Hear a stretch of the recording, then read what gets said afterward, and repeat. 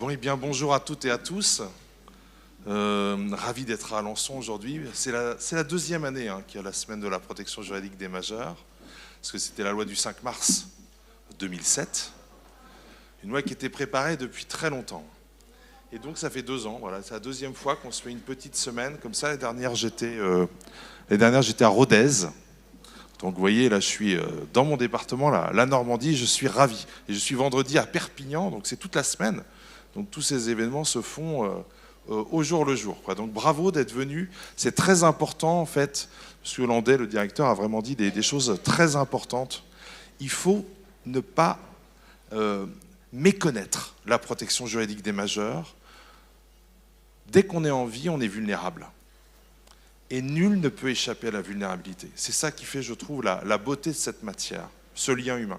Alors je trouve que c'est très bien. Alors déjà en 2012, c'était le cas. Vous aviez commencé par incarner comme ça la protection juridique des majeurs par plusieurs personnes protégées. Alors on ne se connaît pas. Par contre, je reconnais anciens étudiants qui sont devenus professionnels. Est-ce que vous voulez les présenter les uns après les autres, leur donner la parole? On commence par on peut d'abord dire quelles sont les 3 ou 4 personnes. Alors allez-y, dites d'abord votre prénom. Quelques mots. Oui, prenez le micro, allez-y. Prenez les micros. Oh, mais bon, ça va être très simple. Alors, comment vous appelez-vous, madame?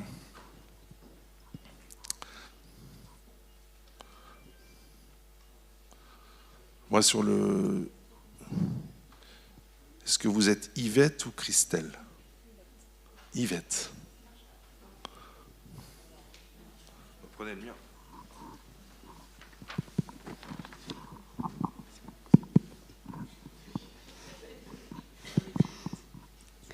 Bonjour, je m'appelle Madame André Jacques Yvette. Et alors, vous bénéficiez d'une mesure, madame? Non. Vous bénéficiez d'une curatelle, d'une tutelle? Je suis tutelle. D'accord, et ça fait longtemps?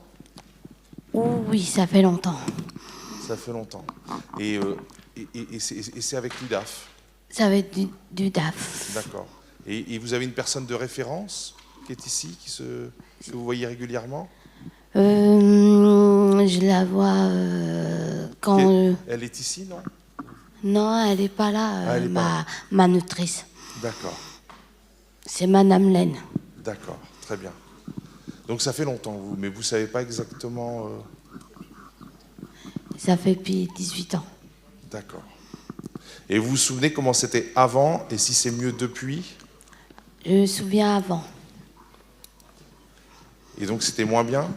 Non, c'est bien parce que ça protège beaucoup de nous. D'accord.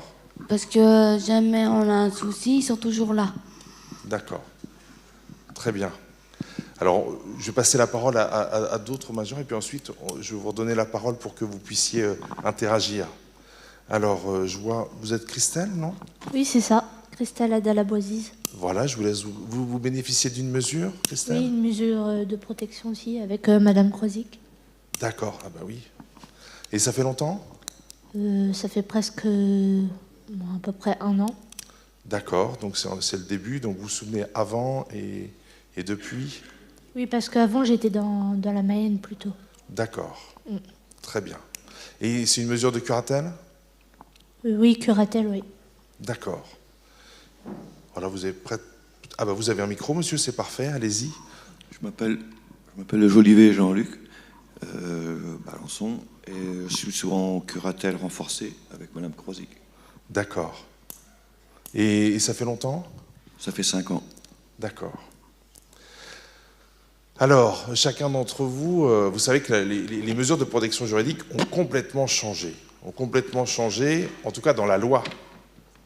Et dans la loi, il y a véritablement un souffle humaniste qui est assez profond. Mais voilà, la plupart des gens ont souvent méconnaissent véritablement la protection juridique des majeurs. Autrefois, on était plutôt sur la protection des biens, et maintenant on protège aussi les personnes. Mais protéger, ça ne veut pas dire infantiliser. Protéger, ça veut dire respecter les droits. Et donc, il y a un moyen parfois de respecter les droits, c'est de rendre invisibles les mesures, de faire comme si elles n'existaient pas. Voilà. Et il y a des mandataires judiciaires à la protection des majeurs qui sont véritablement des aficionados de l'invisibilisation de la mesure. Voilà. J'avais rencontré à Alençon en 2012 voilà, quelqu'un qui était véritablement partisan de taire les mesures, parfois à l'égard des banques, à l'égard des bailleurs, parce que ce n'était pas toujours facile de développer l'autonomie des personnes. Et donc ce que je voulais voir avec vous déjà, chacun d'entre vous, je trouve que c'est intéressant, c'est de dire que dans votre quotidien, est-ce que vous parlez de la mesure ou est-ce que vous n'en parlez pas lorsque vous êtes avec des amis, lorsque vous êtes avec des personnes avec lesquelles vous devez passer un contrat de vente ou vous achetez quelque chose. Est-ce qu'au quotidien, finalement, le mot est dit, la tutelle, la curatelle, ou est-ce qu'il n'est pas dit ?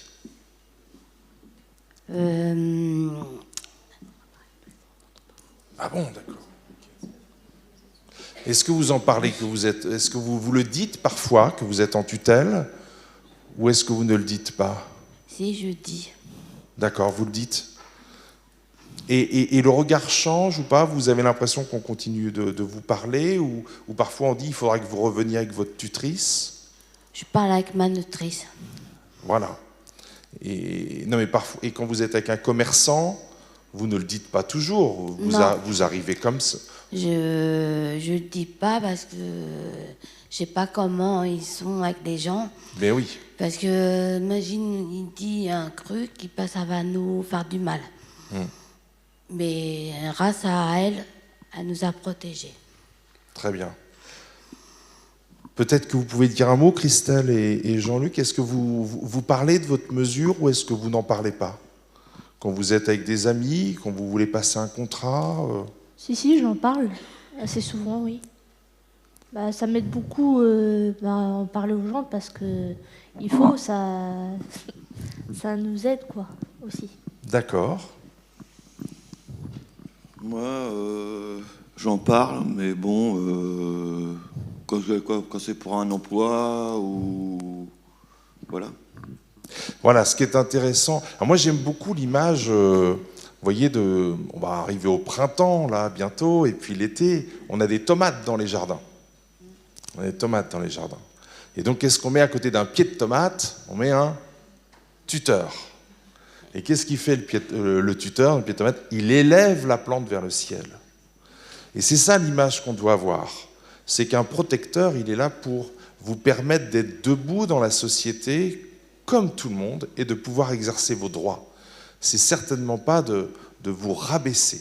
Voilà. C'est pour ça que dans les mots, on doit dire en tutelle, en curatelle. C'était déjà écrit comme ça dans le Code civil en 1968.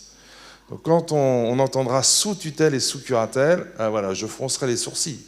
Parce que ça n'a jamais été écrit comme ça dans la loi, ni en 68, ni en 2007. Voilà. Parce qu'en réalité, c'est les mineurs qui sont sous tutelle, parce que les mineurs sont sous autorité parentale.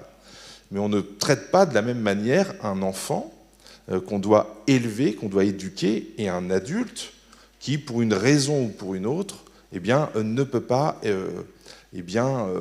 réaliser seul tous ses projets. Voilà. Ou qui a besoin parfois d'être protégé dans l'exercice de ses droits. Alors vous avez une mesure, on va peut-être mettre autour de vous maintenant un certain nombre d'acteurs qui participent à l'ouverture de la mesure. En attendant qu'ils viennent, nous avons monsieur Arnaud Brulon, qui est magistrat, qui est vice-président des contentieux de la protection au tribunal judiciaire d'Alençon, qui exerce sa fonction de juge des contentieux de la protection. Et c'est le juge des contentieux de la protection qui a plusieurs missions, dont celle de juge des tutelles des majeurs. Donc c'est un magistrat qui prend un jugement. Vous pouvez rester ici, ils peuvent rester avec nous. Il n'y a plus assez de place. Non, mais sinon on restera debout, nous, c'est pas grave. Restez assis, restez assis. Nous, on restera debout, monsieur le juge, asseyez-vous. Alors, ce qu'il faut savoir, c'est que le magistrat est saisi, il ne se saisit pas lui-même. Voilà, moi j'ai connu la période d'avant le 1er janvier 2009. C'était très facile, on passait un coup de fil au greffe, et le juge des tutelles se saisissait lui-même. Alors, pourquoi la saisine d'office a-t-elle été supprimée? La saisine d'office, elle était très pratique autrefois, c'est que ça se faisait en très peu de temps. Aujourd'hui, quand vous saisissez un magistrat, vous allez pouvoir prendre un micro, monsieur le juge, eh bien, le délai pour avoir un jugement est parfois très long. Il y a certains... restez assis. Il y a certaines... ça vous embête que je sois debout à côté de vous? Je peux me mettre plus loin, si vous voulez. Il y a certaines juridictions, il faut attendre 11 mois, 12 mois pour avoir une mesure de protection. Et le temps d'avoir la mise en place, c'est parfois très long. Donc c'est pour ça qu'il y a un délai. Il faut savoir que quand on vous saisit, au bout d'1 an, la requête devient nulle. Donc souvent, c'est ce délai maximum d'1 an. Alors, on va parler peut-être en amont, c'est-à-dire peut-être pour chacun d'entre vous, ce qui serait intéressant, c'est de savoir qui a saisi le juge des tutelles. Est-ce que vous savez, pour chacun d'entre vous, qui a saisi le juge des tutelles? Yvette, vous savez qui a saisi le juge des tutelles? Est-ce que c'est vous qui l'avez fait? Non. Non? C'est un membre de votre famille? Oui. D'accord. Ensuite, pour vous, Jean-Luc? Vous en souvenez plus? Bon, c'est pas très important. Et vous, Christelle? Bah, moi, on me l'a conseillé parce que ça a aidé, quoi. D'accord. Au niveau de l'argent, comment gérer le budget, tout ça. Donc c'est vous qui avez fait la demande? Oui, c'est moi, mais on me l'a conseillé, oui. D'accord. Donc ça, c'est nouveau dans la loi du 5 mars 2007. La personne peut elle-même saisir le juge des tutelles. Alors, c'est pas toujours très bien, et je vous demanderai ce que vous... C'est cette pratique des assistants de services sociaux qui, parfois, rédigent la lettre pour la personne. Ça, c'est la question de l'écrivain public. C'est quelque chose qui a un peu disparu, les écrivains publics, et on n'a guère que les travailleurs sociaux aujourd'hui. C'est très important que quand on écrit un document pour quelqu'un d'autre, on se dise qu'on écrit pour quelqu'un d'autre et qu'on mette entre guillemets eh bien, les mots de la personne. Parce que sinon, on peut arriver devant le juge, et puis là, le juge, il a un courrier, il a l'impression que c'est la personne qui lui a écrit cela, c'est très bien écrit, très bien formulé, et puis s'aperçoit que non, c'est pas lui qui l'a écrit. Voilà.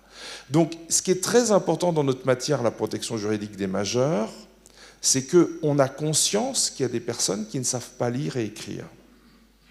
Et avec l'électronisme, il y aura de plus en plus de personnes. Il ne faut pas croire que le nombre diminue. Donc, être écrivain public, écrire pour quelqu'un d'autre, on peut le faire. Et puis, dans ce cas-là, on met des guillemets. On peut dire qu'on écrit pour quelqu'un d'autre et que c'est lui le sous-signé. C'est lui qui va signer en bas. Mais voilà, on prête sa plume à quelqu'un. Et c'est très important de pouvoir trouver la formule. Alors on peut dire « je sous-signé », ça sera la personne qui signera, « je sous-signé », écrit par la présente grâce à l'aide matérielle d'une personne. Et comme ça, on voit qu'il y a une distance. C'est très important. Peut-être que ça ne vous est pas arrivé, vous allez me dire ce que vous en pensez, mais moi j'ai vu des magistrats extrêmement embêtés parce qu'il y avait des membres de la famille qui paraissaient dans l'écrit savoir rédiger, pouvoir être tuteur, et en réalité n'en avoir pas les compétences, et même parfois laisser passer des droits très importants pour la personne protégée. Donc cette distance qu'on a à l'écrit est très importante. Est-ce que vous avez beaucoup, monsieur le juge, peut-être quelques mots, est-ce que vous avez beaucoup de requêtes qui viennent des personnes protégées ou c'est reste marginal? Alors, je ne pourrais pas vous donner de chiffres exacts, mais effectivement, la majorité des saisines sont des saisines par les enfants, la famille, les proches. On a une grande quantité quand même de demandes qui sont signées par les personnes protégées, ou les personnes à protéger plutôt. Ce que je vois plutôt en pratique, c'est la requête CERFA qui est utilisée. Qui est signée par la personne à protéger. On voit bien que l'écriture, c'est pas forcément l'écriture qui correspond à la signature.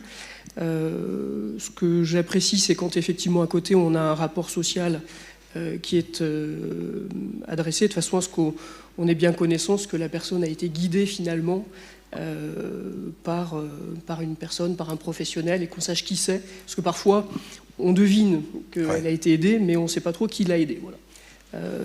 Moi, j'ai connu, alors pour rebondir sur ce que vous indiquiez, Ouais. comme je commence à être un vieux juge, puisque je suis juge des tutelles depuis 24 ans, j'ai connu l'époque d'avant 2009 où effectivement je pouvais me saisir d'office, donc l'assistante sociale, l'éducateur m'envoyait une requête, le directeur de maison de retraite, et puis je décidais oui ou non de faire droit à la demande et de me saisir d'office. À partir de 2009, effectivement, je trouve que c'est important parce que ça remet vraiment le juge dans son rôle. Sinon, il y a cette difficulté, si on se saisit d'office dès le début, c'est qu'on pense que la mesure est sûrement nécessaire et à la fin, quand on prend notre décision, on est des fois plus en difficulté pour ne pas aller jusqu'au bout de la procédure. Alors que là, on est complètement neutre, en fait. On a une demande, puis après, on y fait droit, on n'y fait pas droit. Alors, dans cet article 430 du Code civil, on a la liste des personnes qui peuvent saisir le juge. Voilà. Donc, on met d'abord la personne intéressée par la mesure, vous pouvez l'écrire, et c'est très important que vous soyez dans ce texte. Ça veut dire qu'après, vous allez pouvoir exercer tous les recours. À chaque fois que le juge prend une décision, vous pouvez exercer un recours. Donc voilà, au moment où je dis le mot recours, il y a un avocat qui entre, c'est parfait. Vous voyez, c'est magique, Alençon. Alors, oui, vous avez une assistante sociale qui est parmi... Ah bah oui, bah voilà, je vais vous passer la parole, madame. Est-ce que vous faites des... Vous avez déjà été, comme j'appelle, écrivain public. Est-ce que vous faites des écrits comme ça? Oui, je vais me présenter, puis je vais Allez-y. vous expliquer, excusez-moi. Je vais vous expliquer un petit peu ma pratique professionnelle. Ouais. Donc, je suis Béatrice Leclerc, donc assistante sociale de polyvalence au Conseil départemental de l'Orne. Ouais. Donc, j'exerce depuis une vingtaine d'années. Donc je travaille au sein de la délégation territoriale d'action sociale d'Argentan. C'est pas assez fort, c'est ça. Très bien. Donc quand on m'a demandé de participer en fait à cette table ronde, je me suis dit que j'allais plutôt partager ma pratique professionnelle. Allez-y, Voilà, dites-nous, oui, vous dites-nous alors. Alors, une des missions au sein du département est de participer à la mise en œuvre des mesures de protection pour les personnes vulnérables. Aussi, ça fait partie de mon quotidien, de faire des demandes de protection. Les rencontres, en fait, Alors, avec la personne... Voilà, ce qu'il faut bien voir, c'est que vous n'avez pas qualité pour faire la demande de protection. Donc, quand c'est la demande de protection, ça doit être la personne elle-même qui la signe. Et donc, ce rapport qu'il y a avec la personne elle-même, il faut véritablement apparaître, si vous voulez, dans l'écrit, comme étant quelqu'un qui a reçu. Vous pouvez faire un courrier séparé, si vous voulez. Mais ce qui est très important, c'est que devant le juge des tutelles, il y a une procédure, et le juge peut rendre une ordonnance de non-lieu s'il s'estime qu'il n'est pas valablement saisi. Alors, je vais vous expliquer un petit peu comment ça se passe, comment les personnes viennent à nous, Oui. et comment on les accompagne, justement, à faire cette démarche. Est-ce que vous êtes auditionné par le juge? Parce que bon, vous réfléchissez en amont. En fait, on reçoit une convocation à venir le jour de l'audience pour assister la personne et aussi actualiser les éléments entre la demande et aussi c'est passé quelques temps, des fois quelques mois, donc on actualise la demande et aussi on a un public, moi je travaille en zone rurale, qui n'est pas forcément mobile et il faut quelquefois assurer le transport aussi de la personne le jour de l'audience. Jour de l'audience, alors c'est vrai que on rencontre la personne peut venir sur nos lieux de permanence seule, mais bien souvent on constate que la personne est accompagnée par l'entourage, alors un membre de la famille ou un ami. On peut avoir aussi un signalement par un médecin traitant ou aussi un élu local. Voilà, et donc on va faire connaissance avec la personne, voir où elle en est, qu'est-ce qui pose problème, parce que souvent quand les personnes viennent nous voir, c'est que la vulnérabilité pose un certain nombre de problèmes, comme des ruptures de droits, un endettement, un abus de faiblesse. Et donc, on va aborder tous ces aspects avec la personne. Merci, madame. Est-ce que vous réintervenez en dehors, c'est pour savoir, par rapport à estimer le temps restant, est-ce que vous réintervenez dans l'exercice de la mesure pour les révisions? Alors, pas à ce... En fait, là, si vous voulez, nous, on intervient vraiment de la première rencontre. Parce qu'il y a les révisions, l'audience. vous avez la question de la disposition du logement, vous avez un certain nombre d'actes où le juge des tutelles doit être saisi et votre analyse sociale Oui, est véritablement pertinente. Oui, tout à fait. Alors, on conseille aussi, on passe beaucoup de temps à rassurer la personne, voilà, parce que quand elles viennent nous voir la première fois, il y a plein de sentiments qui se mélangent, de la colère, de la tristesse, un sentiment d'inutilité aussi, la peur de perdre de la liberté. Donc il y a un temps aussi pour accepter aussi cette mesure qui est très importante. Merci madame. Alors on a eu la chance d'avoir le médecin inscrit sur la liste du procureur de la République qui est arrivé parmi nous. Voilà, nous avons le magistrat, donc nous avons les acteurs principaux de l'ouverture, c'est-à-dire qu'il n'y a pas de mesure sans un jugement et sans un certificat médical circonstancié. Alors, docteur, puisque cette pièce est essentielle, le certificat médical circonstancié, est-ce que vous pouvez nous dire d'abord qui vient vous rencontrer pour demander ce certificat médical? Alors, d'abord, je vous prie de m'excuser pour mon retard. La nationale 12 ne m'est pas familière. D'autre part, je constate qu'il y a là un havre de paix qui fait contraste avec la brutalisation du monde à laquelle, malheureusement, nous sommes soumis. Donc, j'espère pouvoir rappeler que nous agissons dans un cadre légal assez minutieux et qu'en matière de constats médicaux, nous sommes aussi obligés de nous armer de patience, de diplomatie et d'user de négociation. Voilà, donc j'ai une certaine pratique, environ 35 ans, mais j'ai arrêté de travailler fin décembre. Je peux quand même parler en tant que médecin habilité, c'est-à-dire inscrit sur une liste dressée par le procureur de la République, sur des critères de qualité que je ne connais pas. Bon, je m'en réjouis d'y être, mais je ne sais pas à quel titre vraiment j'ai été admis et conservé. Tout simplement, docteur, parce que nous manquons cruellement de candidats. Oui. Et quand les médecins sont bons, ils restent. Oui, mais, voilà. mais par défaut. Enfin, bon, bref, non, je ne sais pas. 35 ans et de bons et loyaux services. Oui, si vous voulez, merci. Voilà. Mais après, je reviendrai quand même sur quelques écueils à éviter dans cette pratique, qui n'est pas une pratique expertale. Alors là, il y a aussi beaucoup de malentendus, parce que parfois on nous qualifie d'experts, mais on n'a pas le titre.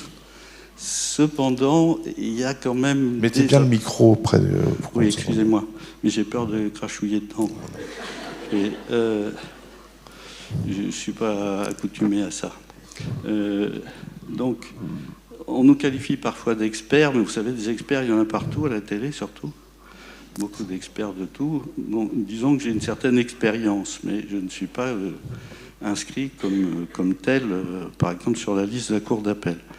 Et ça pose quand même quelques problèmes aussi en ce qui concerne le respect de la déontologie médicale. Est-ce que vraiment, quand on agit en tant qu'expert, entre guillemets, soumis à certaines règles? En particulier, on ne peut pas être médecin traitant et médecin expert de son patient. C'est bien. Il y a quand même une curiosité, c'est qu'à l'heure actuelle, on sollicite beaucoup les médecins traitants pour le renouvellement, par exemple, ou pour les mains levées de protection. Ça me paraît discutable au plan déontologique. Alors, on peut rappeler quand même certaines règles. En fait, en 68, quand on a voulu créer le médecin inscrit, on avait cette image d'Épinal qu'on ne voulait pas que ça soit le médecin traitant. Cette image d'Épinal, on se disait peut-être que quelqu'un dans la famille a un ami médecin et qui vont se débarrasser comme ça de quelqu'un de fortuné, le mettre dans un hôpital psychiatrique et puis profiter de sa fortune. Donc on a voulu que ça soit un médecin auxiliaire de justice inscrit sur la liste du procureur de la République. Voilà. Et il n'intervient que pour les décisions les plus graves, c'est-à-dire l'ouverture de la mesure ou le renforcement de la mesure. Pour toutes les mesures, les décisions les moins graves, quand on revient vers la main levée, on peut la faire avec un simple médecin traitant. Vous voyez, en réalité, ce qu'il faut savoir, c'est que le juge, et peut-être que là, vous pouvez prendre la parole sur la manière dont vous recevez le certificat médical circonstancié. Et quand vous avez d'autres pièces médicales, est-ce que parfois vous êtes convaincu ou pas convaincu? Quand vous avez une feuille de papier d'un médecin traitant, juste une ligne qui vous dit que l'état de monsieur X est compatible avec la main levée, vous pouvez, vous, en tant que magistrat, demander à un médecin inscrit de faire en tant que magistrat, oui. Ce que je ne suis pas. Donc, je ne suis pas magistrat. Non, mais vous pouvez être requis par le procureur de la République ou par le juge. Oui, oui. Donc c'est un problème embarrassant qui n'est pas résolu pour moi, et je pense que là aussi il y a quand même les effets d'une carence de médecins, et qu'on a admis au fil du temps des certificats rédigés par les médecins traitants qui peuvent légitimement se trouver embarrassés de refuser par exemple la main levée de leurs patients, la main levée demandée par leurs patients. Et d'autre part, il y a aussi, j'ai reçu des réquisitions du procureur me disant qu'en cas de refus du sujet de me rencontrer, je pouvais quand même rédiger un certificat en vue d'une protection sur la base d'un dossier médical. Il est bien évident que si le patient refuse de me rencontrer, je n'aurai pas le dossier médical, enfin, sauf stratégie un peu bizarroïde. Et donc, dans ces conditions, jusqu'alors, je n'ai pas été sollicité souvent, mais j'ai refusé de signer des certificats sans avoir rencontré la personne. Ça me paraît déontologiquement le minimum. D'ailleurs, c'est un rappel que dans les certificats, on ne doit répondre qu'aux questions posées, qu'on ne doit pas s'immiscer dans les affaires de famille. Vous voyez bien que parfois c'est assez embarrassant, surtout quand il s'agit de demandes d'habilitation familiale, et que d'autre part, on ne doit porter dans le certificat que des choses qui relèvent de la discipline médicale et pas de ce qu'on voit par ailleurs. Et là, je dois dire que souvent, je suis amené quand même à porter quelques considérations, par exemple sur les conditions de vie des gens que j'examine, et voire même je suis sollicité parfois pour donner un avis sur des points un peu annexes, capacité à établir un testament, contracter mariage pour un patient qui est sous tutelle, par exemple, et autre point aussi souvent sur lequel je suis alerté, c'est-à-dire l'aptitude à conduire une automobile. Parce que j'ai rencontré 2 fois des personnes qui avaient pris des 4 voies à contresens, mais qui persistaient à vouloir conduire et qui niaient complètement leurs difficultés. Et assez souvent, comme j'interviens au domicile des gens, ce qui est un peu exceptionnel, je crois, par rapport à mes collègues, je constate souvent les voitures cabossées dans la cour. Bon, un certain indice sur l'aptitude de la personne à conduire de façon prudente. Ce qui est intéressant quand même, docteur, vous voyez, c'est que vous êtes auxiliaire de justice quand vous êtes inscrit sur la liste du procureur de la République, et ce qu'on attend de vous, c'est que vous soyez les yeux et les oreilles du juge. Parce que c'est vous qui allez dire au juge si la personne peut être auditionnée. Vous pouvez rédiger un avis de non-audition. Alors peut-être que ça se fait moins à Alençon. Je sais qu'avec le juge Éric Martin, il se déplaçait beaucoup. Donc il y avait très peu de non-audition.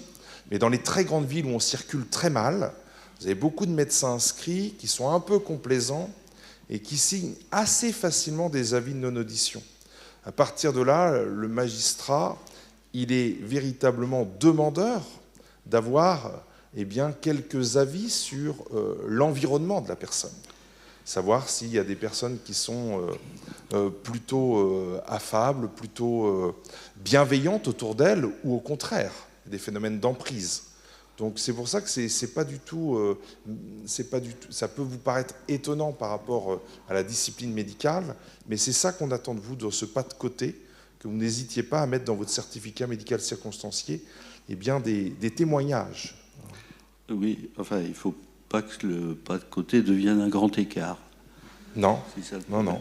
Oui. Non, vous avez raison, mais il faut se centrer sur la discipline médicale. Donc je suis honoré d'apprendre que je suis les yeux et les oreilles du magistrat, mais enfin, je ne me fais pas trop d'illusions. Non, je pense que mon travail consiste surtout à fournir des indications précises sur les altérations des facultés, déjà d'ailleurs mentionnées dans les requêtes. dans les signalements qui sont parvenus au procureur. Mais pour moi, il s'agit de donner une authenticité médicale à ces altérations, de les qualifier, de donner des noms, d'une part, par rapport à une nosographie qui m'est coutumière, mais qu'on peut contester aussi. D'autre part, de donner un avis sur l'évolution prévisible de la pathologie et les soins dont elle relève, à mon avis, et sur un pronostic à plus long terme, ce qui engage aussi les mesures dans leur durée, dans leur renouvellement. Donc, pour l'instant, j'en reste à des constats purement médicaux, si je puis dire. Bon, je passe sur les demandes qui me sont adressées parce que, exceptionnellement par l'intéressé lui-même, la plupart du temps par les familles, par les magistrats, soit le procureur de la République, qui a reçu un signalement et qui m'envoie une réquisition, le juge des tutelles par ordonnance, et les mandataires aussi, s'agissant de renouvellement ou de révision des mesures dont elles ont la charge.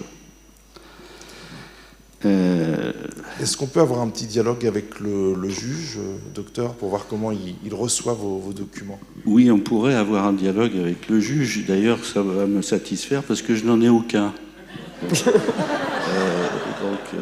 Là, vous en aurez un aujourd'hui, en tout cas. Donc, pour le juge, en tout cas, c'est très important que le certificat soit ce qu'on appelle, donc, qui n'est pas une expertise, un certificat médical circonstancié. Donc, ce qui est important, c'est qu'il soit le plus circonstancié possible, de façon à ce que le juge, quand il rencontre la personne à protéger lors de l'audition, puisse aussi se faire son avis, puisqu'à la fin, effectivement, c'est le juge qui décide. Il décide sur la base du certificat du médecin. Le juge n'est pas médecin, donc il ne peut pas faire de constatation comme le médecin est capable de le faire, mais à travers les questions que le juge va pouvoir poser lors de l'audition, va se rendre compte si ce que le médecin conclut correspond à ce qui doit être pris comme décision ou non. Parce que parfois, un médecin peut avoir des compétences médicales et a des compétences médicales, c'est pas parfois, c'est tout le temps, a des compétences médicales, va conclure, va constater différentes choses, et va conclure à une mesure de tutelle là où le juge peut considérer que ça relèverait plutôt d'une mesure de curatelle plutôt que d'une mesure de tutelle. Voilà. Donc en fait, à la fin, le juge rend sa décision, mais se base énormément sur ce que le médecin aura pu décrire. Donc ce qui est important, c'est pas simplement la conclusion, mais c'est surtout la description de tout ce qui peut être de l'ordre de l'altération des facultés mentales ou alors corporelles. Voilà. Et puis alors pour rebondir sur l'aspect des auditions, effectivement il y a deux cas de figure où le juge peut se dispenser d'entendre la personne à protéger. C'est dans l'éventualité où l'audition porterait atteinte à la santé de la personne, auquel cas c'est difficile pour le juge de l'entendre à ce moment-là, parce que si on la met en danger, c'est quand même pas une bonne idée. Ou alors dans l'éventualité où le médecin considère qu'elle ne veut pas exprimer sa volonté, à ce moment-là, le juge peut passer outre l'audition. Par rapport à ce que vous indiquiez, monsieur le professeur, après, les juges connaissent aussi les médecins, pas les médecins en direct, mais en tout cas les certificats médicaux, et se font aussi un peu une idée de la façon dont les médecins concluent ou non.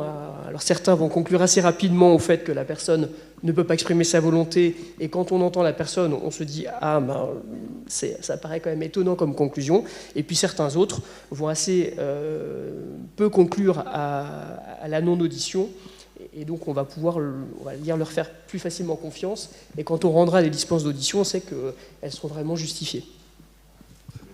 Juste pour compléter, pour le contexte de vie de la personne, c'est vrai que nous, on va apporter aussi des éléments supplémentaires, le logement, comment vit la personne, ses habitudes, et aussi si la personne souhaite être représentée pour cette mesure de protection par un membre de sa famille ou un professionnel.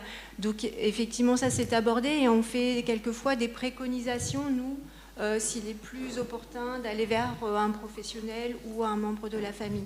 C'est juste pour compléter. Très bien. Non, mais c'est important. Allez-y. Alors, je voulais juste recompléter sur ce qu'indiquait Mme l'assistante sociale tout à l'heure.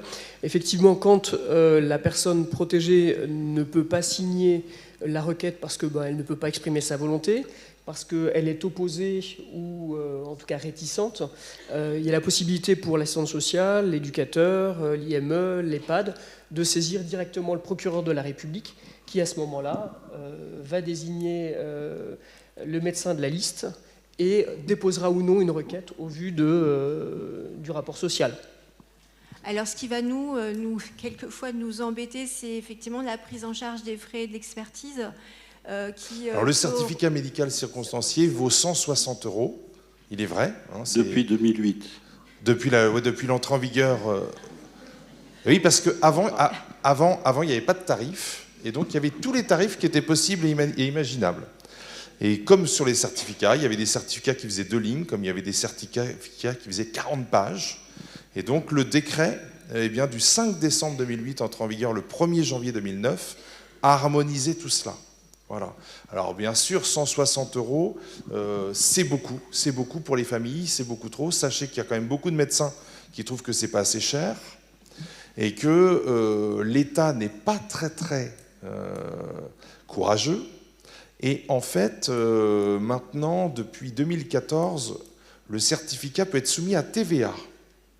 Et ça, c'est un point que je trouve pas toujours très clair. C'est pour ça que j'aimerais que sur les listes du procureur de la République, il y ait une étoile quand le médecin inscrit est soumis à TVA ou pas à TVA, parce que parfois on est surpris de payer 160, parfois 192. Et en plus, il y a les frais de déplacement. Il y a des médecins qui demandent des frais de déplacement, pas tous. C'est interdit à Paris, mais parfois c'est exigé. Enfin, en tout cas, il y a des médecins qui le demandent. Autour de 200 € à peu près, hein, quand il y a des expertises sur le territoire là, d'Argentan, on est à peu près sur... Alors, il faut bien employer les mots. On est sur un certificat médical circonstancié. On n'est pas sur une expertise. Pourquoi ? Parce qu'un expert judiciaire est toujours désigné par un juge, alors que le médecin inscrit est choisi par le requérant. Deuxièmement, un expert est payé par un juge dans une ordonnance de tarification, alors que le médecin inscrit a un tarif qui est fixé par décret. Et le fait de le choisir, c'est très important. Donc c'est pour ça que la distinction est forte. Troisièmement, ce médecin inscrit peut demander au médecin traitant des éléments d'information. Alors c'est ce que vous évoquiez, on peut peut-être en parler, parce que souvent ça pose des problèmes aux familles. C'est quand vous avez une personne qui refuse d'aller voir le médecin inscrit. Et donc dans ce cas-là, quand vous avez un refus, ce refus est tout à fait légal. Depuis la loi bioéthique de 1994, on peut refuser un soin, on peut refuser véritablement, c'est dans le Code civil, l'article 16-3, on peut véritablement refuser d'être pris en charge par un médecin et de se soumettre à un examen médical, mais ça n'empêche pas la tutelle ou la curatelle d'être ouverte. Si le médecin inscrit rédige le certificat médical circonstancié avec l'avis du médecin traitant. Alors c'est une hypothèse un peu rare, j'espère. Est-ce que vous l'avez rencontré, docteur ? Oui, je l'ai rencontré, mais j'ai refusé de le faire. Ça me paraît pas possible de certifier des choses qu'on n'a pas constatées soi-même et sur la base d'éléments médicaux qui sont toujours sujets à caution. Moi, j'ai été expert en matière judiciaire et s'agissant des dossiers médicaux de gens qui sont mis en cause, par exemple, la saisine du dossier médical, c'est tout un protocole compliqué. Hein. Il faut le Conseil de l'ordre, il faut défaire les scellés, enfin, etc. Ce qui n'est pas le cas dans les recommandations là, qu'on nous propose pour les protections des majeurs. C'est-à-dire un simple appel téléphonique au médecin traitant devrait suffire à nous convaincre, par exemple. Non, c'est pas possible. On ne peut pas faire ça. Donc, en ce qui on n'est pas concerne dans un simple appel, docteur, on est dans un échange. Oui, un échange, mais vous savez, les médecins traitants, déjà, il faut pouvoir les joindre. Oui, c'est vrai. 2, il faut qu'ils acceptent de répondre. C'est pas gagné. Moi, en 35 ans de pratique, je ne suis jamais intervenu sur la base d'un signalement fait par un médecin traitant. Jamais. Bon, alors donc ils ne sont pas prêts non plus à s'engager là-dedans, ni à signer des certificats éventuellement pour placer leurs patients sous sauvegarde de justice. Ce qui est intéressant, docteur, c'est peut-être que vous parliez, parce que vous connaissez bien toutes les pathologies, les dénis. Vous avez, vous avez quand même beaucoup de pathologies qui sont accompagnées de dénis, donc bien les sûr. Personnes, elles ont une pathologie, et pour elles, tout va bien. Oh oui, Et donc, dans ces cas-là, tout va bien, je ne vais pas voir le médecin, ne m'embêtez pas avec cela. Et donc, il n'y a pas de mesure. Et la famille se trouve dans une situation parfois très délicate, surtout qu'il y a des dettes. Là, j'ai eu dernièrement un cas où 2 filles sont venues me voir, de 22 et 24 ans. Leur père a dépensé 800 000 euros en 5 ans. Il n'y a plus du tout d'argent de l'héritage. Voilà. Elles ont 22 et 24 ans. Voilà.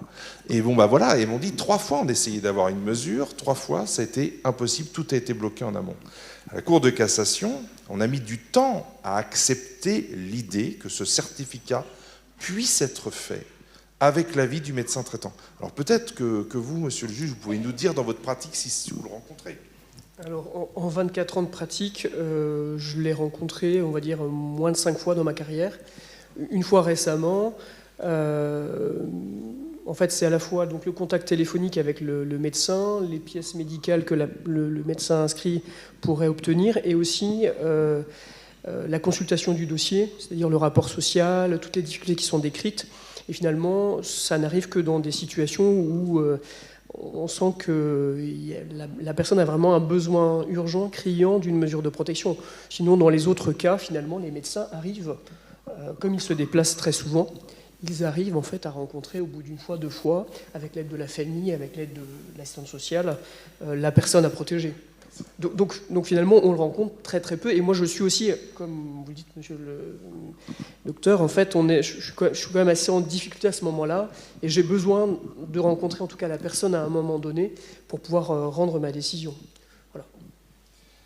Mais je crois que vous avez dit les mots-clés, c'est que quand on a de l'humain qui fait du lien, tout va bien. Donc si on a un bon assistant social, si on a un médecin qui se déplace, les choses peuvent aller un peu mieux. Allez-y, madame. C'est vrai qu'on est là pour aider l'acceptation aussi de la mesure. Et on va aussi continuer à rencontrer la personne jusqu'à l'audience, parce qu'on se voit bien qu'il y a des difficultés financières, il y a plein de choses à côté, et on va continuer à accompagner. Et ça, c'est important d'avoir ce lien et pour la suite et pour fluidifier la procédure. Docteur, quelque chose à ajouter? Oui, sur le... moi, je ne me rappelle pas avoir rencontré un refus définitif de la part des gens qu'on m'avait demandé de rencontrer. Mais je pense que, d'une part, ça tient à ma patience, à ma persévérance et à une forme de harcèlement aussi, quelquefois. C'est-à-dire que c'est vrai que j'ai été un peu à la limite, des fois. Hein. C'est-à-dire que j'ai couru au travers du bocage, j'ai fait des expertises dans les jardins, dans les toilettes publiques d'une petite ville, enfin, et dans des débits de boissons. Mais je tiens bon. Et c'est vrai que je suis disponible depuis que je suis à la retraite. Donc, mais je n'ai pas rencontré beaucoup d'échecs, mais c'est vrai qu'il y a eu beaucoup aussi d'interventions facilitatrices de la part des services sociaux, de la part de certains collègues aussi hospitaliers, en particulier les gériatres avec lesquels je travaille bien, et qui me mâchent la besogne, puisque bien souvent, ils me communiquent déjà le bilan complet qui a été pratiqué, c'est à la fois sur le plan clinique et sur le plan des explorations scan et IRM, par exemple, donc qui me facilite beaucoup la tâche.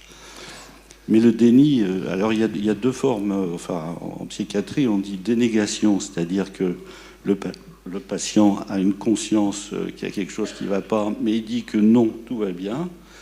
Le déni, c'est une occultation complète. Les gens n'ont pas conscience du tout d'être affectés d'une pathologie. Et c'est vrai que ce déni, on le rencontre assez souvent chez les personnes âgées qui sont entrées dans des états de détérioration démentielle. Alors, il faut quand même rappeler quelques éléments de la loi qui sont très importants. Le premier, c'est le principe de nécessité. Il n'y a pas de mesure de protection juridique sans nécessité. Mais cette nécessité, depuis le 1er janvier 2009, elle est appréciée que dans un ordre médical. Il n'y a plus aujourd'hui de mesures sociales. C'est-à-dire qu'on ne peut pas avoir une tutelle ou une curatelle. Autrefois, on disait pour prodigalité, pour oisiveté, pour intempérance. Donc une personne qui est alcoolique, par exemple, ou une personne qui est dépendante à d'autres drogues, eh bien, ne peut pas, par cette seule accoutumance, relever d'une mesure de curatelle ou de tutelle. Voilà. Ça a été décidé au 1er janvier 2009. Il n'y a plus de mesures sociales. Alors même qu'elle peut mettre en danger sa famille, par rapport au paiement des pensions alimentaires. Et c'est pour ça qu'en pratique, la Cour de cassation rend régulièrement des décisions où certains juges ouvrent des curatelles renforcées parce qu'il y a une insistance d'un certain nombre d'éléments sociaux, il y a un risque de perte du logement. Voilà. Donc il y a quelques curatelles renforcées comme ça qui sont parfois un peu facilement ouvertes. Voilà. C'est un équilibre à trouver.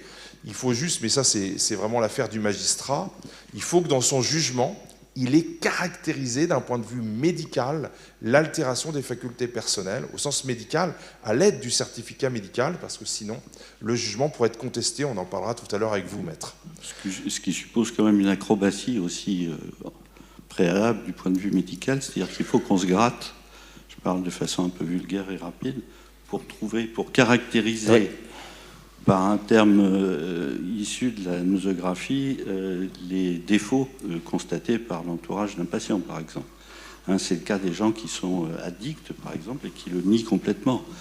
Si on les saisit pas en état d'ébriété avancée, je vois pas trop comment on peut certifier que cet homme consomme régulièrement trop d'alcool, et d'autre part que sa consommation d'alcool est aussi indexée sur une problématique psychopathologique. Vous voyez, c'est un peu compliqué parfois pour trouver des arguments convaincants et susceptibles de figurer dans un certificat circonstancié, c'est-à-dire détaillé et complet. Alors, autre mot important dans la loi, c'est le mot de spécialiste. Il n'y a pas le mot d'expert, on disait médecin spécialiste dans la loi de 68, et on a supprimé le mot spécialiste en 68. Pourquoi ? Parce qu'en fait, dans spécialiste, on ne voyait que les psychiatres. Et aujourd'hui, on s'aperçoit que l'altération des facultés personnelles peut être appréciée différemment par plusieurs sciences médicales. Donc, vous avez aujourd'hui des gériatres qui sont médecins inscrits. Vous avez aussi des neurologues qui sont médecins inscrits. Et puis vous avez parfois des médecins qui sont généralistes, mais qui ont une grande expérience. Ils ont eu un DU de gérontologie, par exemple, et ils ont une grande expérience dans un EHPAD, dans une maison de retraite. On peut être spécialiste en médecine générale maintenant. Voilà. C'est une curiosité. Enfin bon. Donc vous, si vous avez exercé docteur depuis tant d'années, c'est que vous êtes sans doute psychiatre. Ah, moi je suis psychiatre, oui, incontestablement. Voilà. Oui. Troisième mot important, après la nécessité médicale, après le mot spécialiste, le principe de subsidiarité. Alors c'est un mot compliqué pour dire que tout ce qui peut être mis en œuvre pour éviter la mesure de protection juridique doit être fait. Et tout ce qui peut être mis en œuvre, eh bien, ça peut être des procurations bancaires, par exemple, pour des personnes âgées. Ça peut être un mandat de protection future avec un notaire, on en discutera. Et puis, ça peut être une sorte de solidarité familiale. Donc, tant qu'on n'a pas d'acte juridique à passer, finalement, tant qu'il y a une grande solidarité familiale, on va pouvoir éviter la mesure.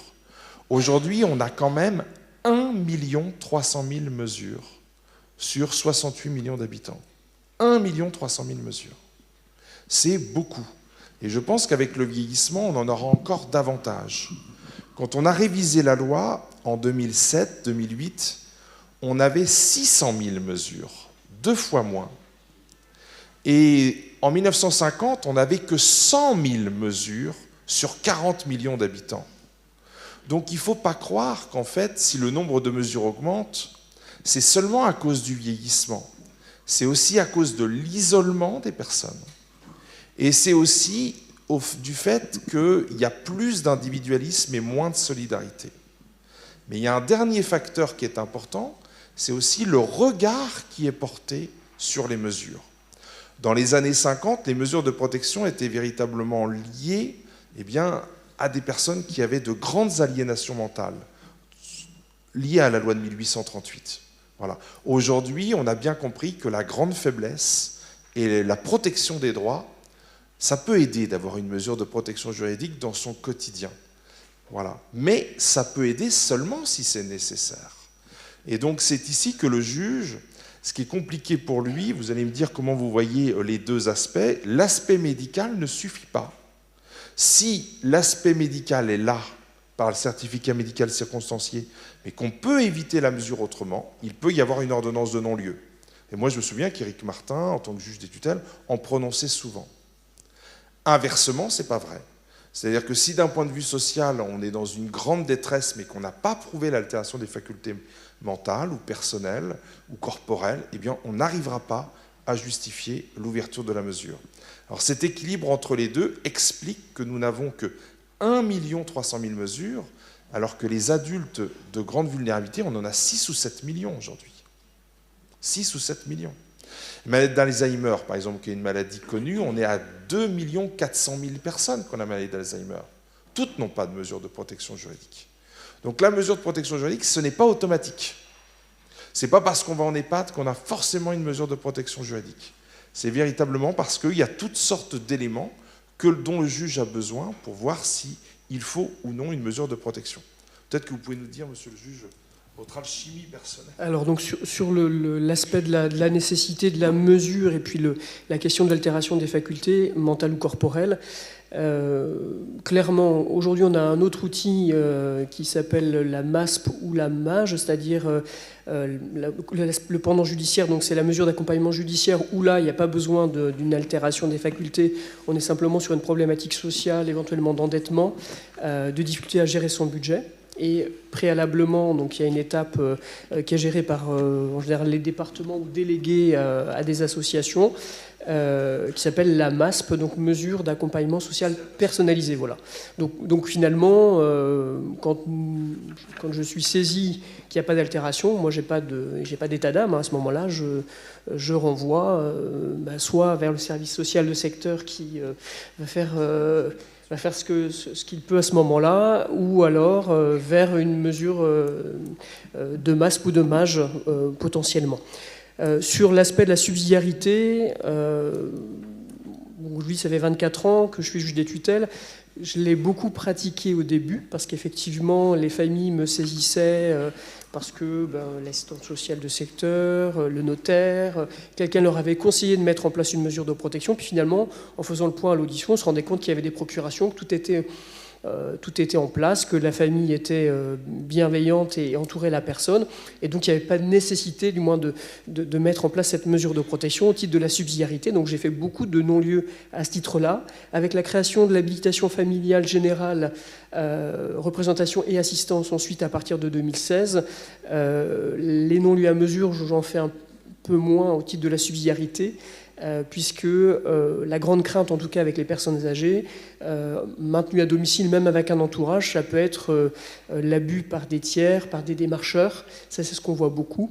Et effectivement, à ce moment-là, la procuration bancaire ne suffira pas, et la bienveillance de l'entourage ne suffira pas à protéger la personne. Donc on a une discussion au moment de l'audition avec la personne à protéger, avec la famille, et puis on pèse un peu les choses, et souvent on en arrive à ce moment-là à prononcer une mesure d'habilitation familiale, assistance ou représentation, plutôt qu'un non-lieu, parce qu'on a cet outil. Alors qu'avant, effectivement, quand j'étais saisi, quand j'expliquais un peu ce que ça allait être l'inventaire, le compte de gestion, les autorisations du juge, assez facilement les familles me disaient bon, allez vers un non-lieu parce que ça va être trop compliqué pour nous. Puis on a été saisis, alors pour rebondir sur cette histoire d'habilitation familiale, on était aussi souvent saisis parce que la famille fonctionnait bien depuis 5 ou 10 ans avec une procuration, et puis il faut vendre un bien, il faut accepter une succession, et là il n'y avait pas le choix à l'époque que de passer par la curatelle ou la tutelle. Et avec l'habilitation familiale, effectivement, on facilite un peu le travail des familles et la protection de la personne. Oui, juste pour compléter, c'est vrai que notre rôle aussi, c'est de faire de l'accompagnement social, et bien entendu, il y a tout un panel de propositions de faites aux familles et aux personnes, notamment les conseillères sociales au logement qui interviennent sur cette spécialité. Vous avez parlé des MASP, avec sans ou avec gestion, les MAGE, etc. Il y a plein d'autres possibilités d'accompagnement des personnes, bien entendu. Très bien. Alors, pour revenir sur... Il y a 2 autres acteurs. On voit bien qu'avant l'ouverture de la mesure, il y a beaucoup d'acteurs autour de la personne à protéger. Voilà, il y a la famille, vous avez le médecin. Et avant que le juge ne rende sa décision, on a des moments clés, comme le moment de l'audition. Voilà. Alors chaque juge vit le moment des auditions de différentes manières. On est dans la matière gracieuse, ce qui ne parle pas beaucoup aux gens quand on parle de la matière gracieuse. La matière gracieuse, c'est quand le juge a une mission que l'administration pourrait réaliser. Il n'y a pas forcément un contentieux. Sauf que si on choisit un juge et pas une administration, c'est parce que ce n'est pas la même philosophie. Quand c'est une administration, il y a un principe d'égalité devant la loi. Quand on est devant un juge, c'est parce que le juge va individualiser la mesure. Voilà. Vous voyez, moi je suis professeur à la faculté, tous mes étudiants, je les traite de la même manière. Je ne peux pas dire, ah bah tiens, lui, je vais lui faire 10 heures de cours en moins, puis lui, 10 heures de cours en plus. Eh bien, le juge, lui, il doit individualiser son jugement. Et c'est pour ça qu'on va devant un juge des tutelles pour ouvrir une mesure de protection juridique. Ça n'a rien à voir avec une sanction, mais c'est parfois vécu comme tel. Les gens disent, bah, je vais avoir une curatelle, je vais avoir une tutelle, je vais passer devant un juge, je vais forcément avoir une sanction. On oublie que le magistrat a une mission civile et une mission pénale. Et là, on est au civil. Donc il n'y a pas de sanction. Il ne faut pas vivre la curatelle ou la tutelle comme une sanction, mais véritablement comme une protection. C'est pour ça qu'on a donné au juge d'instance le nom de juge des contentieux et de la protection. Voilà. Alors, l'avocat maintenant. L'avocat, sa mission n'est pas obligatoire à l'article 432 du Code civil. Et néanmoins, il peut être présent au moment de l'audition. Donc avant de parler des recours, maître, si vous voulez, je vous laisse vous présenter et nous dire si vous avez quelques mots à dire sur... Oui, je vous remercie. Quelques mots, effectivement, parce que finalement, l'avocat, c'est peut-être celui qui est le moins présent dans l'action lorsqu'il s'agit d'aller devant le juge des tutelles. Donc moi, je suis Guillaume Chénaud, avocat à Alençon, et je dois avoir actuellement, je crois, 2 dossiers en matière de protection des majeurs au sein de mon cabinet. Donc c'est extrêmement peu, et on est extrêmement peu sollicité. Alors, justement, peut-être parce que c'est ce que vous évoquez, c'est une matière gracieuse, donc, et non pas contentieuse, et contentieuse au sens de conflictuelle, peut-être. Donc les gens n'ont pas le réflexe de venir chercher un avocat en se disant il n'y a pas de conflit, en oubliant que l'avocat peut aussi être là en tant que conseil des personnes. L'avocat, il peut être là pour la personne à protéger, pour laquelle il y a une requête qui a été déposée, mais il peut aussi être là pour le demandeur, c'est-à-dire le proche, le parent, l'enfant qui va venir solliciter la mesure de protection pour quelqu'un de sa famille. Donc on peut avoir différents rôles, évidemment, et bien sûr, selon le rôle que l'on a, à ce moment-là, la parole de l'avocat ne sera pas tout à fait la même. Dans un cas, on peut être demandeur et soutenir cette requête. Dans un autre cas, notamment parfois quand on est saisi pour des personnes à protéger, effectivement, là, c'est plutôt parce qu'il y a une opposition à cette demande. Voilà. Alors, c'est très bien d'avoir dit cela, maître, parce que souvent, c'est vécu parfois avec ambiguïté dans la famille. Alors, c'est surtout, sans doute, peut-être avec des familles dans les grandes villes qui ont peut-être un peu plus les moyens, je ne sais pas, mais en tout cas, le demandeur vient avec son avocat et il veut que l'intérêt du majeur protégé entre dans son propre intérêt. Et c'est pour ça que c'est souvent assez difficile et qu'on rappelle que quand on est avocat de la personne protégée, on n'est pas l'avocat du demandeur. Il en faut 2 dans ce cas-là. Et donc, souvent, il n'y en a pas, et c'est parfois pas plus mal. Mais quand un avocat est là, il faut bien comprendre de quels intérêts, finalement, est-il le défenseur. Oui, tout à fait. Mais c'est d'ailleurs, pour l'avocat, c'est souvent un petit peu un exercice d'équilibriste, parce que moi j'ai en tête un dossier que j'avais eu il y a 1 an ou 2, où en fait j'étais pour la personne à protéger, qui refusait la mesure de curatelle, qui avait été demandée par sa maman. Cette personne à protéger ne pouvait pas me faire, par exemple, la demande d'aide juridictionnelle, parce que c'est sa mère qui gérait tous les documents. Donc j'étais en contact avec la maman pour les demandes administratives, pour la gestion administrative, pour que je puisse être rémunéré de mon intervention. Mais j'avais été très clair avec la mère qui était demanderesse en lui disant « Madame, moi je représente les intérêts de votre fils et je vais aller dans le sens que votre fils me demande. » Voilà. Donc même si peut-être qu'objectivement on pouvait estimer que c'était contraire à ses intérêts.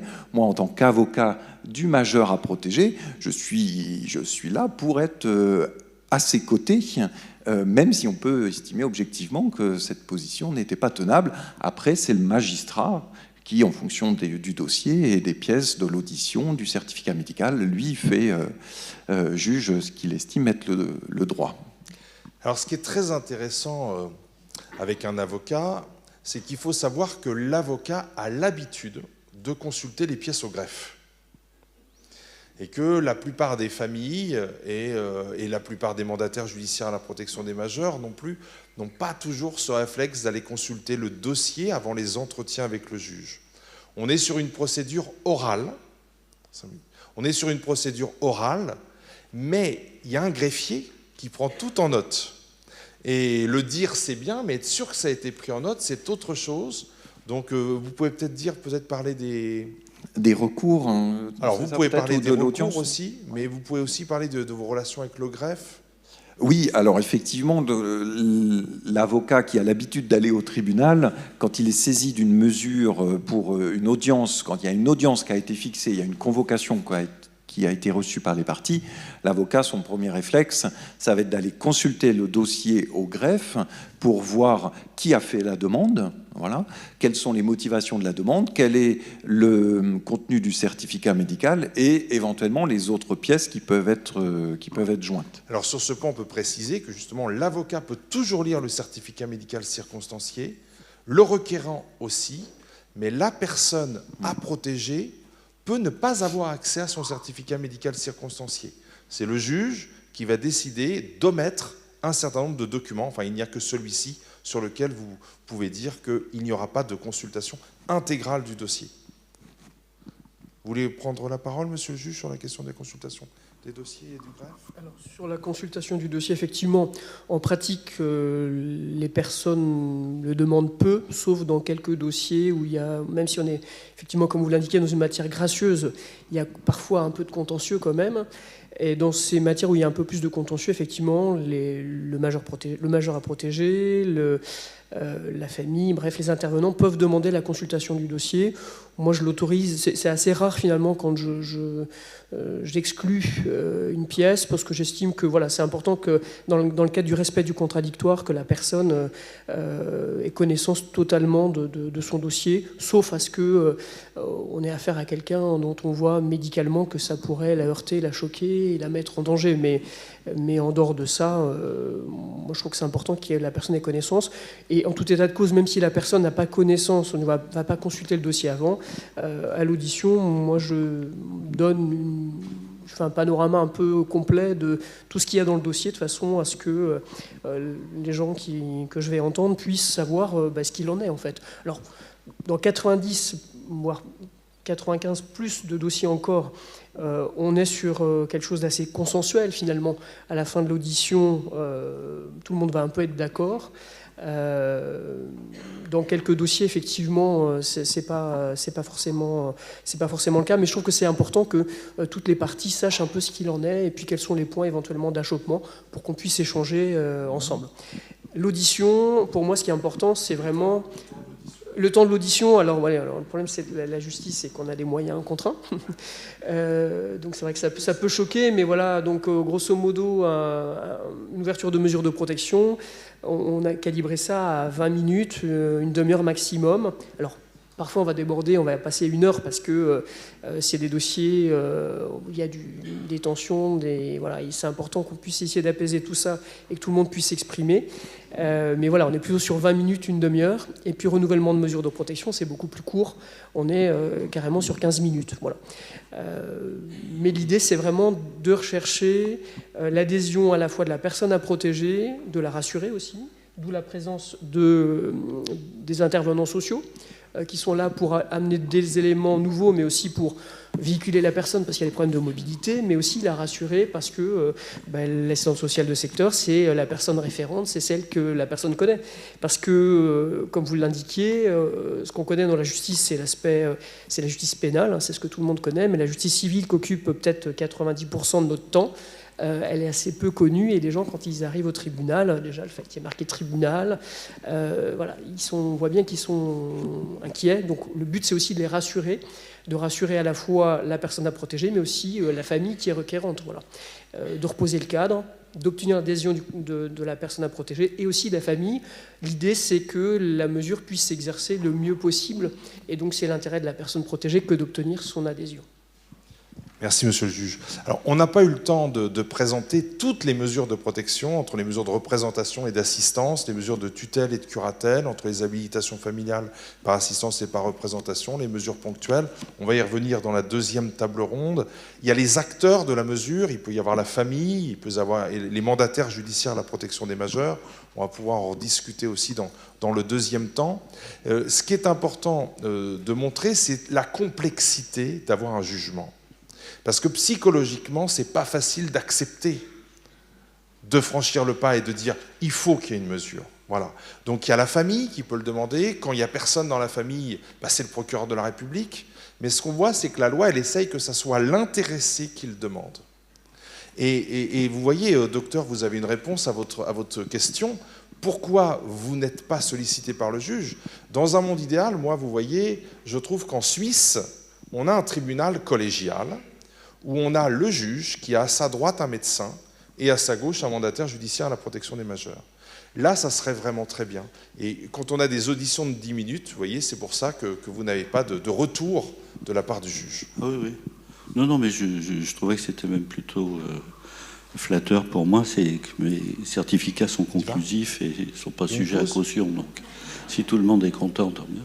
Non, ce que je voulais dire, c'est qu'il y a quand même, dans les 5% évoqués par M. Brulon, des gens dont la situation ne fait pas consensus. Il ne faut pas négliger quand même, et là je n'ai pas de statistiques en tête, qu'il y a un certain nombre de personnes qui souffrent de pathologies mentales en particulier, qui sont impossibles à convaincre. Et donc j'en ai vu sur quand même quelques décennies des fois. Et ils sont toujours dans le déni complet de leurs problématiques. Hein. Les gens qui sont maniaques, par exemple, qui ont la folie des grandeurs, ils ne se sentent bien que quand ils sont dans cet état d'exaltation. Donc si vous voulez les soigner, les faire redescendre un étiage plus bas, bien souvent vous les mécontentez. Et ils risquent même de se déprimer. Il y a beaucoup de gens aussi délirants, paranoïaques, persécutés, pour lesquels la procédure ne constitue qu'une preuve supplémentaire d'un complot contre eux. Hein. Donc je ne suis pas sûr qu'on arrive toujours au consensus, malgré les trésors de diplomatie qu'on peut déployer. Merci beaucoup, docteur. Donc on va conclure, c'est la pause maintenant, et puis vous reviendrez à la deuxième place si vous voulez prendre la parole. Ah oui, des questions pour la salle. Alors, est-ce que vous avez des questions? C'est le moment de les poser, parce qu'effectivement... Alors, voilà. Oui, bonjour, je suis docteur Mourad, je suis médecin inscrit sur la liste. Je n'ai pas totalement la même pratique que mon collègue, donc je voulais quand même un peu préciser les choses. Par rapport à, par exemple, le fait d'être l'oreille et les yeux du magistrat, je ne suis pas choqué, ça ne me choque pas. Je me considère comme quoi étant un peu l'oreille et voilà, les yeux du magistrat, parce que je peux écrire des choses que le magistrat ne peut pas percevoir quand je vais au domicile. Je me déplace assez facilement, hein, je suis comme mon collègue, je me déplace assez facilement. Et je trouve que... Alors, par contre, par rapport au certificat sans voir, certificat sur pièce, hein, c'est ça qu'on disait. Ça correspond à quoi? 1%, 2%, ça correspond à très très peu de patients. C'est très rare. Mais moi, ça ne me choque pas de les faire à partir du moment que j'ai tous les éléments. Il faut que j'ai tous les éléments médicaux. Si j'ai le compte-rendu hospitalier, si j'ai le compte-rendu psychiatre, si j'ai tous les éléments, ça ne me choque pas. Je trouve que c'est le certificat, pour moi, avec M. Martin, on avait travaillé sur ce certificat, et c'est vrai que pour moi, c'est un moyen de communication au juge, beaucoup plus qu'un certificat d'expertise par rapport à ça. Donc c'est vrai que, voilà, moi je voulais poser une question, parce qu'on a de plus en plus une demande qui arrive maintenant, qui est de faire des certificats, de dire que le patient a toute sa tête. Et là, ça devient compliqué. Là par contre, je les refuse totalement. Je les refuse totalement parce que de temps en temps, on nous envoie des patients parce que le notaire ou l'avocat, avant de faire signer un papier, il veut qu'on marque un certificat comme quoi il a toute sa tête. Et ça, c'est scandaleux. Je trouve que c'est... Voilà. Merci. Autre question,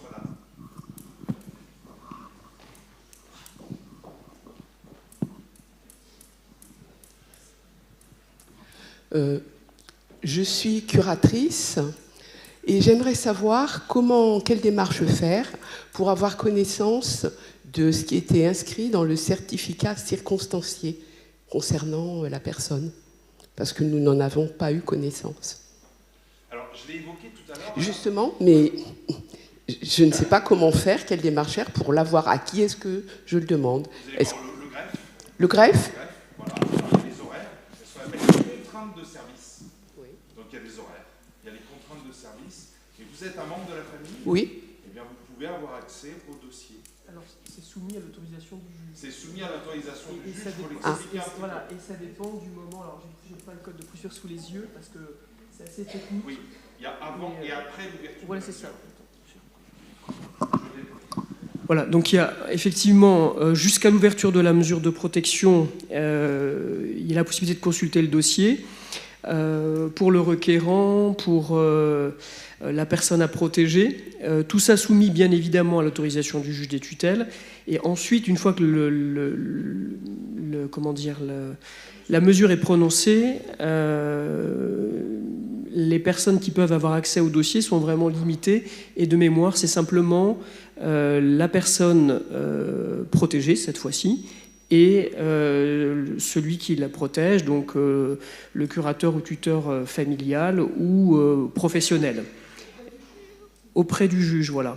Mais de mémoire, le requérant, etc., tous ceux qui ne sont pas dans la protection ne peuvent pas avoir accès ensuite au contenu du dossier.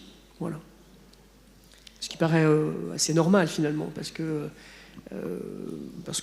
c'est pas parce qu'on est protégé que finalement on a moins de droits que les autres et que tout le monde pourrait finalement avoir connaissance de tout ce qui est notre vie finalement. Voilà, est-ce qu'il y a une autre question? Sinon, madame, je vais vous lire le texte en aparté tout à l'heure pendant la pause. On va pas retenir tout le monde avec ça, ce point délicat. Allez-y. Voilà, alors pour ceux qui le souhaitent, on vous propose un caout. C'est